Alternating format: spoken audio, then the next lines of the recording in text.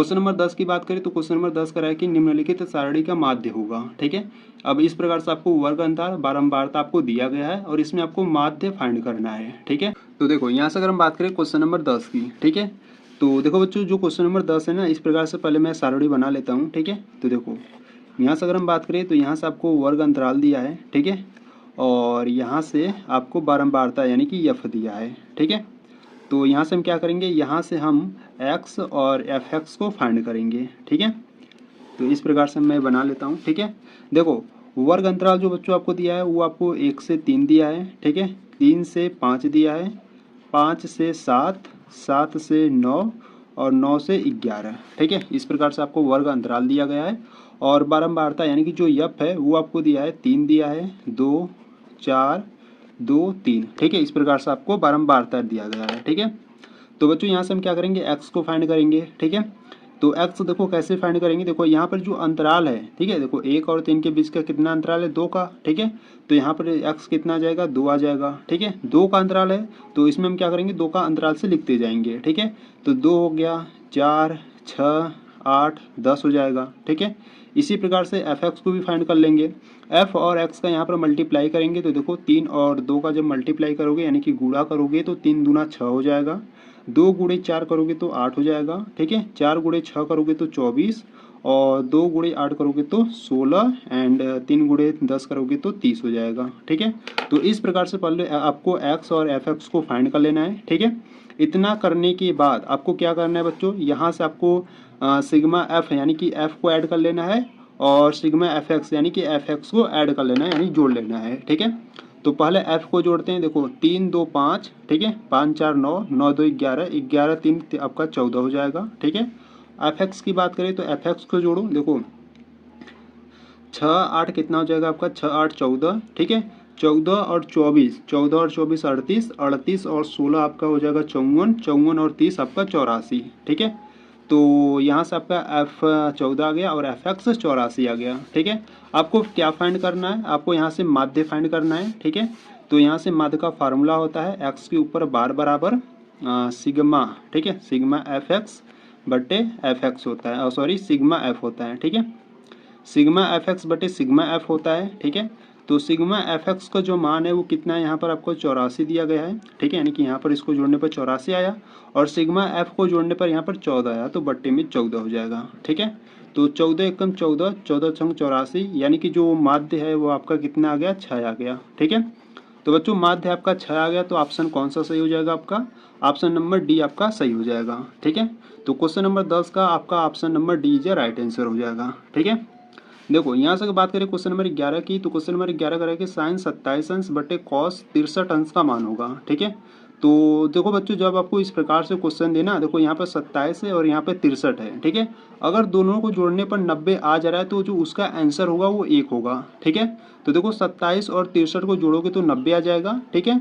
तो इसका आंसर क्या होगा, 1 हो जाएगा, जो कि ऑप्शन नंबर 1 आपका सही होगा। ठीक है, अगर दोनों को जोड़ने पर बच्चों इस प्रकार से 90 आता है तो आपको क्या करना है, एक वाले को टिक कर देना है। ठीक है, तो इसको मैं आपको सॉल्व कर बताऊंगा। ठीक है, क्वेश्चन नंबर 11 को देखो यहाँ से अगर हम बात करें क्वेश्चन नंबर 11 की, ठीक है, क्वेश्चन नंबर आपको 11 दिया है साइन 27 अंश, ठीक है, और बट्टे में आपको दिया है कॉस 63 अंश। ठीक है, इसका मान आपको फाइंड करना है। ठीक है, तो देखो बच्चों साइन 27 है और यहाँ पर कॉस 63 है। ठीक है, तो दोनों में से किसी को भी आपको चेंज कर लेना है। ठीक है, तो यहाँ से हम क्या करेंगे ना, साइन को हम चेंज करेंगे, साइन को हम क्या करेंगे, इसको हम कॉस में चेंज करेंगे। ठीक है, जब कॉस में चेंज करेंगे तो 90 माइनस कितना हो जाएगा, 27 हो जाएगा और बट्टे में आपका कितना है, कॉस 63 अंश है। ठीक है, तो यहाँ से आपका ऊपर कितना आ जाएगा, कॉस 90 27, 90 में से 27 जाएगा तो 63 हो जाएगा और बट्टे में आपका कितना है, कॉस 63 अंश है। ठीक है, तो दोनों कैंसिल आउट हो जाएगा तो आपका कितना आ जाएगा, 1 आ जाएगा। ठीक है, तो इस प्रकार से आपको क्वेश्चन नंबर 11 को सॉल्व करना था। ठीक है, तो यहाँ पर जो क्वेश्चन नंबर 11 का ऑप्शन नंबर ए आपका राइट आंसर हो जाएगा। ठीक है, तो चलो आ जाओ क्वेश्चन नंबर 12 पर। ठीक है, देखो यहाँ से अगर हम बात करें क्वेश्चन नंबर 12 की, तो क्वेश्चन नंबर 12 का है कि यदि cos A is equal to करड़ी में 3/2 है तो साइन 2a का मान होगा। ठीक है, तो cos A is equal to करड़ी में 3/2 दिया तो आपको साइन 2a का मान फाइंड करना है। ठीक है, तो चलो सॉल्व करते हैं। देखो यहाँ से अगर हम बात करें क्वेश्चन नंबर 12 की, तो देखो बच्चों क्वेश्चन नंबर 12 में आपको क्या दिया है, यहाँ से आपको दिया है cos A is equal to करड़ी में 3/2। ठीक है, तो यहाँ से आपको साइन 2a का मान फाइंड करना है। ठीक है, तो यहाँ पे देखो कॉस ए है। ठीक है, तो कॉस ए हो गया। अब कॉस में कड़े में 3/2 किसका मान होता है? ठीक है, तो कॉस में कड़े में 3/2 जो होता है वो कॉस 30 अंश का मान होता है। ठीक है, तो यहाँ से कॉस कॉस कैंसिल आउट हो जाएगा, तो यहाँ से आपका ए इक्वल टू कितना आ जाएगा? 30 अंश आ जाएगा। ठीक है, ए का मान आ गया, तो ए का मान हम क्या करेंगे? इसमें पुटअप कर देंगे। ठीक है, तो यहाँ से हम क्या करेंगे? यहाँ से हो जाएगा साइन 2 इंटू ए का मान 30 है तो 30 रख दो। ठीक है, अब इसको सॉल्व करो, तो साइन 2 गुणे 30 करोगे तो 60 अंश हो जाएगा।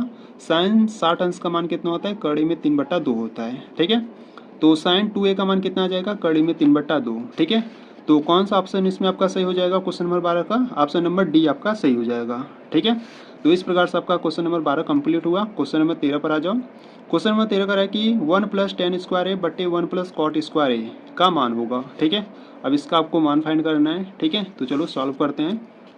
देखो क्वेश्चन नंबर 13 पर। ठीक है, क्वेश्चन नंबर 13 आपको दिया है 1 + tan स्क्वायर ए। ठीक है, बट्टे में आपको दिया है 1 + cot स्क्वायर ए, और इसका आपको मान फाइंड करना है। ठीक है, तो यहाँ से क्या करेंगे? इसको देखो 1 + tan स्क्वायर ए को हम क्या लिख सकते हैं? इसको हम लिख सकते हैं सेक स्क्वायर ए। ठीक है, और 1 + cot स्क्वायर ए को हम लिख सकते हैं कोसेक स्क्वायर ए। ठीक है, ये आपका सर्वसमीका है। ठीक है, क्या होता है? देखो यहाँ से अगर हम बात करें तो पहला आपका जो सर्वसमीका होता है वो होता है आपका sine square A plus cos square A equal to 1 होता है। ठीक है, दूसरा होता है आपका sec square A equal to 1 + tan square A. ठीक है, और यहाँ से तीसरा आपका होता है कोसेक स्क्वायर ए। ठीक है, cosec square A is equal to 1 + cot square A. ठीक है, ये आपके 3 सर्वसमीकाएं होते हैं। ठीक है, तो 1 + tan स्क्वायर ए को हमने सेक स्क्वायर लिख लिया और 1 + cot स्क्वायर को हमने कोसेक स्क्वायर ए लिख लिया। ठीक है, अब इसको थोड़ा सा देखो, अब सेक स्क्वायर ए को हम क्या लिख सकते हैं? इसको हम लिख सकते हैं 1/cos स्क्वायर ए। ठीक है, और कोसेक की बात करें तो कोसेक को हम लिख सकते हैं 1/sin स्क्वायर ए। ठीक है, अब इसको सॉल्व करते हैं। तो देखो यहाँ पर है आपका 1/cos स्क्वायर है। ठीक है, अब ये जो बट्टे में ना बच्चों, अगर इसको गुणे में परिवर्तन करोगे ना तो ये आपका पलट जाएगा। ठीक है, तो ये जो साइन स्क्वायर है ना बच्चों वो आपका ऊपर आ जाएगा। ठीक है, और ये जो 1 है नीचे आ जाएगा। ठीक है, तो यहाँ से साइन स्क्वायर ए का गुणा 1 में करोगे तो आपको मिलेगा साइन स्क्वायर ए। ठीक है, बट्टे में आपको क्या मिलेगा? Cos square A. ठीक है, तो साइन स्क्वायर ए बटे कॉस स्क्वायर ए किसके इक्वल होता है? आपका tan स्क्वायर ए के। ठीक है, तो इसको सॉल्व करने पर हमारा tan स्क्वायर ए आ गया। ठीक है, तो देख लो आप कौन सा ऑप्शन सही होगा आपका। क्वेश्चन नंबर 13 का आपका ऑप्शन नंबर डी आपका सही होगा। ठीक है, तो इस प्रकार से आपको क्वेश्चन नंबर 13 को आपको सॉल्व करना था। ठीक है, आ जाओ क्वेश्चन नंबर 14 पर। देखो क्वेश्चन नंबर 14 का है कि साइन 2a = 2 sin a सत्य होगा जब a बराबर होगा। ठीक है, यानी कि अब a का मान क्या है कि ये दोनों मान बराबर हो जाए। ठीक है, तो चलो इसको भी देख लेते हैं। देखो यहाँ से अगर हम बात करें क्वेश्चन नंबर 14 की। ठीक है, क्वेश्चन नंबर 14 की बात करें तो यहाँ पर आपको दिया है साइन 2a = 2 sin a। ये आपको क्वेश्चन नंबर 14 दिया है। ठीक है, अब इसमें आपको a का मान रखना है। ठीक है, और यहाँ से आपको ऑप्शन में 4 ऑप्शन दिए गए हैं। अब इन्हीं में सबको एक बार आपको रखना है। ठीक है, तो पहले क्या करते हैं ना, a = 0 अंश रखते हैं। ठीक है, तो पहले क्या करते हैं, a = 0 अंश को रखते हैं। ठीक है, तो जहाँ जहाँ ए है वहाँ पर हम क्या करेंगे? 0 को रखेंगे। तो यहाँ से हो जाएगा साइन 2 गुणे 0 = में 2 sin 0। ठीक है, तो साइन 2 गुणे 0 करोगे तो 0 हो जाएगा, बराबर में 2 sin 0 अंश का मान 0 होता है। ठीक है, साइन 0 का मान 0 = में 2 गुणे 0 करोगे तो 0। ठीक है, यानी कि दोनों मान इक्वल आ गए। ठीक है, यानी कि अगर एक a = 0 होगा तो ये आपका क्या होगा? दोनों इक्वल होगा। ठीक है, ये जो क्वेश्चन नंबर 14 का जो ऑप्शन नंबर ए है ये आपका राइट आंसर होगा। ठीक है, तो चलो आ जाओ क्वेश्चन नंबर 15 पर। देखो क्वेश्चन नंबर 15 की बात करें तो क्वेश्चन नंबर 15 का है 22 सेमी परिधि वाले एक वृत्त के चतुर्थांश का क्षेत्रफल होगा। ठीक है,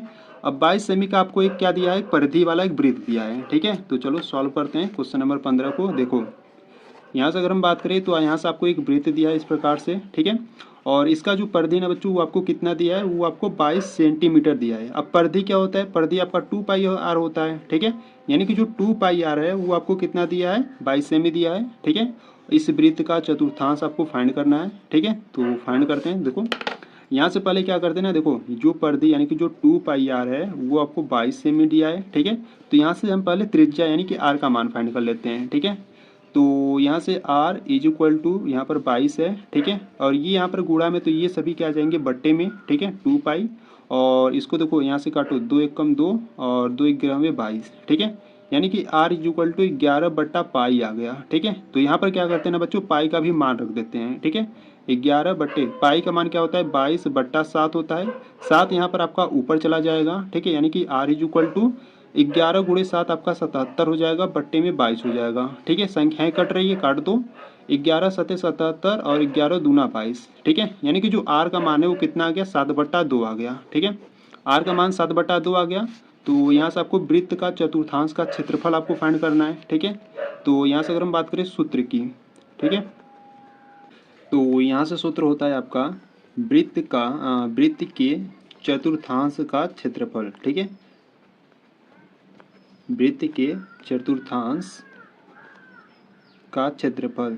तो वृत्त के चतुर्थांश का जो क्षेत्रफल होता है बच्चों, वो होता है आपका पाई r²/4 होता है, ठीक है।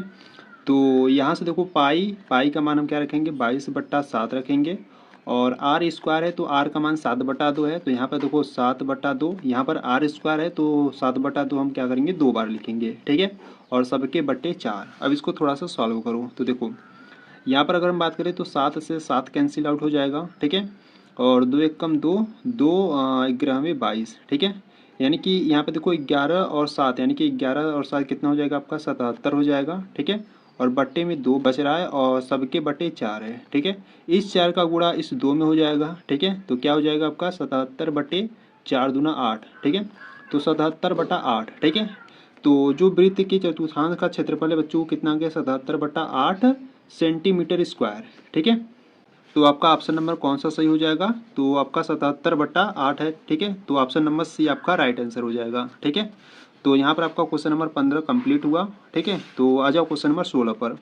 क्वेश्चन नंबर 16 का है कैप्सूल संयोजन है, ठीक है। अब कैप्सूल संयोजन यानी कि कैप्सूल आपका कैसा होता है, तो देखो यहाँ से अगर हम बात करें क्वेश्चन नंबर 16 की, तो देखो कैप्सूल आपका क्या होता है, पहले तो एक बेलन होता है इस प्रकार से, ठीक है। इस बेलन में आपके 2 अर्धवृत्त होते हैं, ठीक है।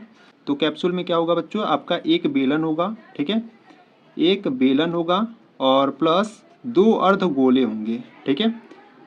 एक बेलन और 2 अर्धगोले, ठीक है। तो देख लो ऑप्शन आपका कौन सा सही है। तो एक बेलन एवं एक अर्धगोले नहीं, एक बेलन एवं 2 अर्धगोले, ठीक है। ऑप्शन नंबर बी आपका राइट आंसर होगा क्वेश्चन नंबर 16 का, ठीक है। अब आ जाओ क्वेश्चन नंबर 17 पर। देखो क्वेश्चन नंबर 17 की बात करें तो क्वेश्चन नंबर 17 का है कि यदि कुछ आंकड़ों का माध्य तथा बहुलक क्रमशः 32 तथा 35 है तो उनका माध्यक होगा, ठीक है। यहाँ पर आपको माध्य 32 बहुलक 35, तो उनका माध्यक आपसे पूछ रहा है, ठीक है। तो चलो इसको भी फाइंड करते हैं। देखो यहाँ से अगर हम बात करें क्वेश्चन नंबर 17 की, तो माध्य बहुलक और माध्यक में एक आपका रिलेशन होता है, ठीक है। इसको पहले आपको याद रखना है, ठीक है। तो यहाँ से अगर हम बात करें रिलेशन की, ठीक है, यानी कि संबंध की, तो यहाँ से आपका जो संबंध होता है बच्चों, वो होता है आपका बहुलक बराबर 3 माध्यक, ठीक है। अब देखो माध्यक कहो या माध्यिका कहो एक ही है, ठीक है। 3 माध्यक माइनस 2 माध्य होता है, ठीक है। ये आपका एक रिलेशन होता है, यानी कि सूत्र होता है, समझ लो एक प्रकार से, ठीक है। तो यहाँ से देखो बहुलक आपको कितना दिया है, देखो पहले तो माध्य आपको 32 दिया है, ठीक है, और बहुलक 35 दिया है। तो यहाँ पर हम रखेंगे बहुलक आपको 35 दिया है, बराबर में यहाँ पे 3 माध्यक आपको फाइंड करना है, ठीक है। और माइनस का 2 गुणे माध्य की बात करें तो जो माध्य है वो 32 है, ठीक है। अब इसको सॉल्व करो, तो यहाँ पर हो जाएगा 35 और देखो 32 दूना 64, 64 इधर लाओगे तो आपका प्लस का हो जाएगा, ठीक है। इधर माइनस का है, इधर लाओगे तो प्लस का हो जाएगा। और बराबर में आपका बचेगा 3 माध्यक, ठीक है। तो 35 और 64 को जोड़ोगे तो आपका 99 हो जाएगा। 3 गुणा में इधर आएगा तो बट्टे में, बराबर में आपका बचेगा माध्यक, ठीक है। अब देखो यहाँ पे संख्याएं कट रही है, तो 3 एकम 3 और यहाँ से काटोगे तो 3 त्रिक का 9, 3 त्रिक का 9, ठीक है। यानी कि जो माध्यक है वो कितना आ गया, माध्यक जो है बच्चों वो आपका 33 आ गया, ठीक है। तो इस प्रकार से आपका माध्यक 33 आ गया। तो देख लो ऑप्शन नंबर आपका कौन सा सही होगा, ऑप्शन नंबर डी, ठीक है। क्वेश्चन नंबर 17 का ऑप्शन नंबर डी आपका राइट आंसर होगा, ठीक है। आ जाओ क्वेश्चन नंबर 18 पर। देखो क्वेश्चन नंबर 18 की बात करें तो क्वेश्चन नंबर 18 का है कि निम्नलिखित बारंबारता सारणी का बहुलक वर्ग होगा, ठीक है।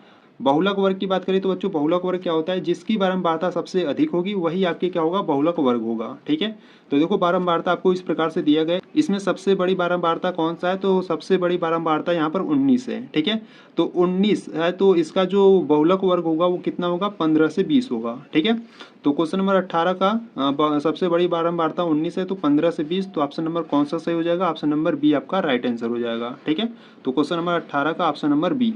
ठीक है, तो आ जाओ क्वेश्चन नंबर अब 19 पर। देखो यहाँ से अगर हम बात करें क्वेश्चन नंबर 19 की, तो क्वेश्चन नंबर 19 कह रहा है कि दो पासे को एक साथ उछालने पर दोनों पासों पर प्राप्त संख्याओं का योगफल 10 होने की प्रायिकता होगी। ठीक है, यानी कि दो पासे को एक साथ उछाला जा रहा है। ठीक है, और दोनों पर जो अंक आ रहे हैं ना, तो दोनों का जो योग होना चाहिए वो कितना होना चाहिए, 10 होना चाहिए। ठीक है, और उसी का आपको प्रायिकता फाइंड करना है। ठीक है, तो चलो इसको सॉल्व करते हैं। देखो यहाँ से अगर हम बात करें क्वेश्चन नंबर 19 की, ठीक है, तो देखो बच्चों यहाँ से अगर हम बात करें पासे को उछालेंगे तो या तो आपका 4 आ सकता है या तो 6, और इनका योग क्या होगा, 10 होगा। ठीक है, या तो आपका 6 आ सकता है। ठीक है, एक पासे को उछालोगे तो 6 आएगा, दूसरा का को मान लो 4 आएगा। ठीक है, और इनका जो योगफल होगा वो भी क्या होगा, 10 होगा। ठीक है, मान लो एक बार और उछालोगे तो इस बार मान लो 5 आ रहा है और 5 आ रहा है। ठीक है, तो इनका भी योग क्या होगा, 10 होगा। ठीक है, तो ये आपके ऐसे 3 कंडीशन हो गए। ठीक है, यानी कि दो पासे को उछालोगे तो दोनों का जो योग आना चाहिए वो कितना आना चाहिए, 10 आना चाहिए। ठीक है, तो ऐसे आपके 3 कंडीशन हो सकते हैं। ठीक है, तो इस प्रकार से अगर हम बात करें प्रायिकता की, तो प्रायिकता इज इक्वल टू क्या होता है, यानी कि पी इज इक्वल टू क्या होता है, पी इज इक्वल टू होता है आपका संभव परिणाम। ठीक है, संभव परिणाम बटे कुल परिणाम। ठीक है, संभव परिणाम बटे कुल परिणाम, तो संभव परिणाम आपका कितना है, 1 2 3। ठीक है, तो संभव परिणाम 3 है, और कुल परिणाम की बात करिए तो कुल परिणाम आपका कितना होगा, 36 होगा। ठीक है, क्योंकि आपके आपके पास कितने पासे, 2 पासे हैं। ठीक है, तो यहाँ पे संख्या कटे, देखो 3 कम 3 12 3 36, यानी कि कितना आ गया आपका, 1/12 आ गया। ठीक है, तो क्वेश्चन नंबर 19 का जो आंसर 1/12 था, तो आपका ऑप्शन नंबर कौन सा सही हो जाएगा, ऑप्शन नंबर ए आपका राइट आंसर हो जाएगा। ठीक है, तो आ जाओ क्वेश्चन नंबर 20 पर। देखो क्वेश्चन नंबर 20 करा है कि एक पासे को एक बार फेंकने पर सम संख्या प्राप्त होने की प्रायिकता होगी। ठीक है, अब एक पासे को एक बार फेंकने पर सम संख्या कितनी बार आ सकता है, इसको देखो। देखो यहाँ से अगर हम बात करें क्वेश्चन नंबर 20 की, जैसे मान लो अगर हम एक पासे को उछाल रहे हैं, ठीक है, यानी कि फेंक रहे हैं, तो या तो 1 आ सकता है, 2 भी आ सकता है, 3 आ सकता है, 4 5 और 6 भी आ सकते हैं। ठीक है, तो इसमें देखो प्रश्न करा है कि सम संख्या प्राप्त होने की प्रायिकता। ठीक है, तो सम संख्या आपका 2 है, 4 है, 6 है। ठीक है, यानी कि इसमें आपके कितने संभव परिणाम है, 1 2 3। ठीक है, सम संख्या है तो यहाँ पे सम संख्या कितनी है, 3 है। ठीक है, तो संभव परिणाम 3 है और कुल परिणाम 6 है। ठीक है, तो यहाँ से प्रायिकता यानी कि पी इक्वल टू क्या होता है, पी इक्वल टू होता है आपका संभव परिणाम। ठीक है, संभव परिणाम बटे कुल परिणाम होता है। ठीक है,